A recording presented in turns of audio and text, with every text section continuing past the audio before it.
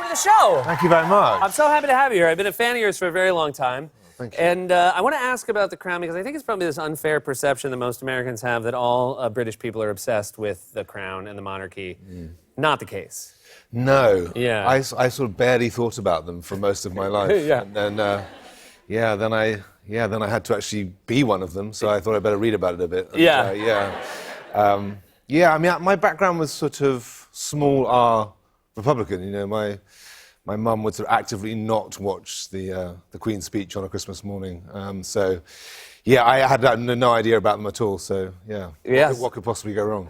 I always wonder, because it's very strange. This is both a historical drama, but a lot of the key players are, they're still alive. Yeah. Do you think to yourself, are they watching? And also, do you want them to watch? It's a very mixed thing. Part of you wants them to watch, but also part of you is terrified. I mean, I sort of can't imagine the Queen and Prince Philip sort of, Netflix and chilling. Yeah. I don't know. It's true. I didn't think about that. Even if it was on BBC, I would think they're probably not watching. But the fact that it's like, what's our login? Yes. Where? Yes. I forgot the It's a generational thing. Yeah. So I think you're probably, you might be in the clear. In the clear. Both you and Olivia Colman, Helena Bonham Carter, you all also have this interesting job ahead of you where you're taking over parts from other actors. Matt Smith, who was wonderful in the first 2 seasons. Did you spend a lot of time watching that? I've never heard of him. I think that's best. Do you try to watch what he did, or do you think to yourself, like, that'll only get in the way of what I choose to do? No, like you, I really loved the first 2 seasons. I love what Matt did. So, it was actually a kind of amazing resource to go back to those first 2 seasons and watch. And then sort of combine that with, the real person. I was like 80-20. Yeah, that's pretty good. I think 80-20 is good. That's what I got from your performance. I was like, that's about an 80-20 right there. Okay. A lot of corgis. Yes. So there's a lot of on-set corgis. Well, there are 2 on-set corgis. Just only 2? Yeah, and there's a boy corgi and a girl corgi. Gotcha. The girl corgi is quite mischievous. She very rarely sort of stays where she's meant to stay. Yeah. And when the girl corgi is there, the boy gets quite mischievous too. So often you have to remove the girl corgi, and the boy corgi then is quite well behaved. Gotcha. Was it any part of playing this role make you long for a life where you could live as a royal? No part of me would want to be absolutely none. It does seem pretty just depressing. Well, obviously hugely privileged, but you're going into a lot of rooms, people are kind of tongue-tied, I imagine. So just the sort of sheer weight of quantity of chat. Yeah. Is heavy, I think. Small talk. Right. Yeah, everybody's going to leave and talk about how they met you. Yes. And you're never going to go home and tell anybody who you met. No. Yeah. And I imagine they sort of look at you like sort of this. Yeah.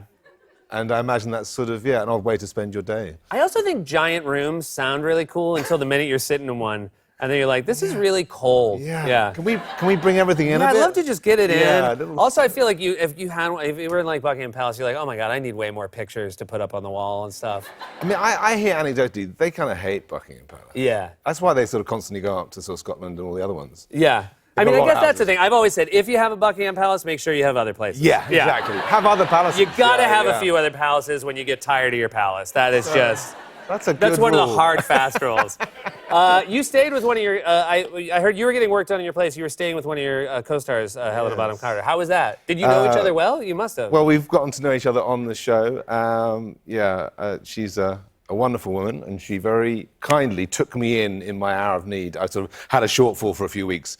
So, we've been doing a sort of deep meta kind of Crown where I sort of live with Princess Margaret. Yeah. Yeah. That's sort of like an alternate reality. We stayed in the accent and everything. Oh, great. Yeah. It was bizarre. Yeah. But as actors, you have to. Yeah. I mean, it's very important to do this sort of work. I hope you can see the results in the show. Absolutely. I think we all did. Yeah. The Queen texted me. She loved it. So I think I first saw you in Rome. I loved you in The Terror, and very serious stuff. And then you turned up in Catastrophe, which is a wonderful show, created by Rob Delaney and Sharon Horgan. Yeah. And another great show called This Way Up. These are comedies, which I hadn't seen you in, and yet even in the comedies, it seems like you play it very serious. Yes. I mean, I'm essentially not a very funny person, so the only way I can be funny is if someone brilliant like Sharon Horgan or Aisling Bea write me funny things to say, and then I keep my face quite still, and I say the line, and apparently it's funny. So that's great. That's how it works. And when they first came to you, I mean, you know, I think sometimes there are dramatic actors who, when they get a chance at comedy, they think, oh my God, great, now I can do all these funny voices I have. Did they come to you and specifically say, just do exactly what you do in the serious things? No, I mean, I have my faults, but I have a very clear sense of how funny I am. So I know that I need their help, and I'm very grateful to them for, making me occasionally funny. Oh, great. It pays off great. You're wonderful in both. And thanks so much for being here. It's really great to meet you. Pleasure. Thank you so much. Tobias Menzies.